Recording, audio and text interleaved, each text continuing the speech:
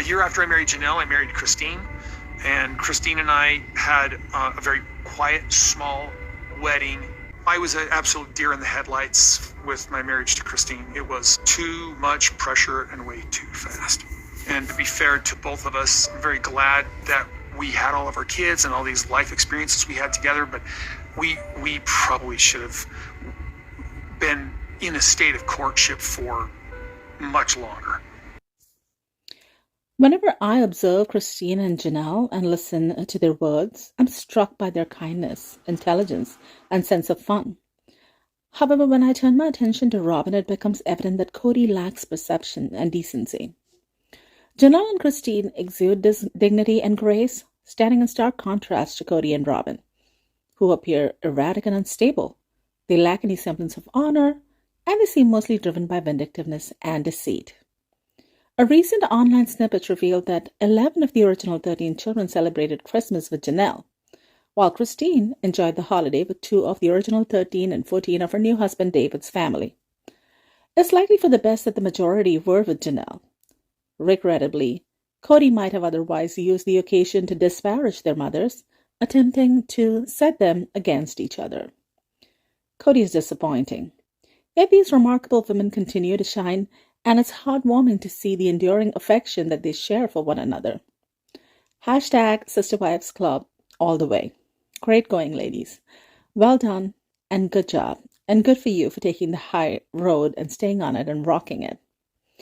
I imagine Christine experienced an immense wave of relief as she packed up Kody's belongings and kicked him to the curb along with his BS.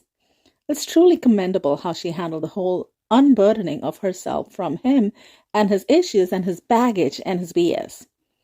While falling in love might not be a fault of Kody and Robyn's, it's undeniably their responsibility for mistreating Christine and persistently casting blame and falsehoods her way. It wasn't only Christine who suffered. Mary was also treated terribly. In a revealing moment during a recent tell-all, Kody confessed that Robyn was aware from the start that his love for Mary had faded and their affection was merely for show. This duplicity was further cemented when Robyn insisted Kody vow never to feign love with her, a stark contrast to the false hopes she was offering Mary throughout these last 10 seasons that we've been watching her. Robyn's narcissism mirrors Kody's, though while his is blatantly obvious, hers operates more insidiously, veiled, and manipulative. I'm relieved she has escaped that marriage. The words he directed at Isabel were deeply wounding. He could have at least been present for the week of Isabel's surgery. What frustrates me the most is his complete refusal to accept any responsibility towards Isabel or Christine. Christine didn't turn the children against you, Kody. They're simply perceptive and aware of your misdeeds and failures as a husband and a father. I'm sure all of the OG-13 wives and OG-13 kids noticed and never forgot that you never had time to attend Isabel's surgery, but all at the same time, you had a lot of free time on hand to extensively travel, stay for a long time, as well as dedicate all your time, initiative, and creativity to host an entire wedding for an acquaintance hot on the heels of Isabel's surgery only a week or 2 after her surgery. Understandably, this was the final ordeal that pushed our mama bear Christine to her limit. I'm curious about why Kody couldn't contribute financially to Isabel's literal as well as figurative backbreaking surgery. Instead, he necessitated that Christine separately raise funds to help make it possible for Isabel to have a surgery at all, for her to finally feel some relief from her lifelong, excruciating physical pain. It's perplexing how he has ample funds for lavish artwork in his extravagant home with Robyn, yet seems completely disconnected from the real needs and circumstances of his original 13 children.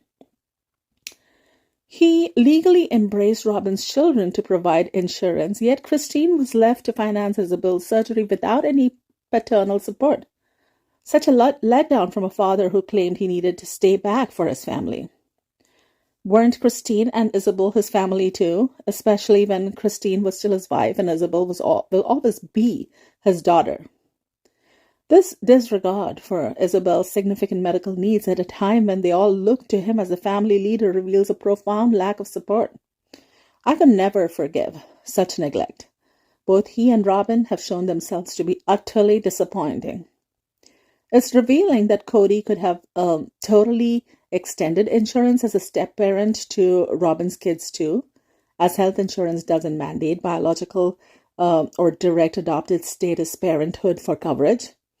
The divorce from Mary and legal marriage to Robyn seems more like Kody's method to spite Robyn's ex-husband and for Robyn to secure legal marriage and hence half of Kody's properties, potentially setting her up for a significant claim in the future, thereby proving his commitment to her. And yes, Kody shouldn't be surprised if Robber the snake takes away the money sooner from Kody than later and goes her own merry way in search of her next best customer. Christine is a remarkable and loving woman. It's heartening to see her abundant love is no longer squandered on someone like Kody, but is instead fully bestowed upon her children. And come to think of it, it's curious why Robyn, the so-called perfect sister wife, did fill Christine's fridge with fresh fruit and frozen meals, run errands, or offer any assistance during Isabel's surgery. Christine was the family's emotional cornerstone, and it seems Robyn may have harbored jealousy towards that bond. In the end, Christine departed with her dignity and family, while Robyn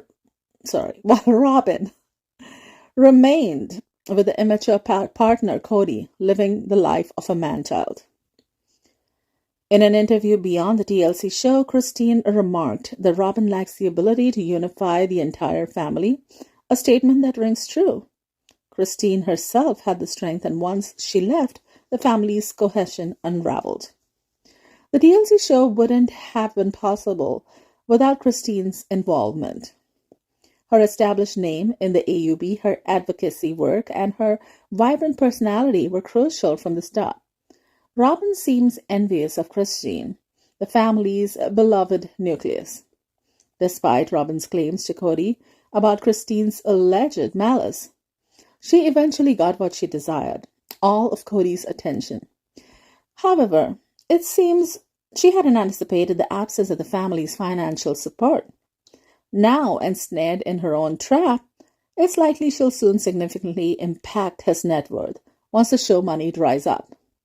A fitting end for them both. Meanwhile, the rest of the OG3 wives are living their best lives. The best revenge is happiness and freedom. Boom. That's all from me today, everyone. Talk to you again in another video at another time. Take care.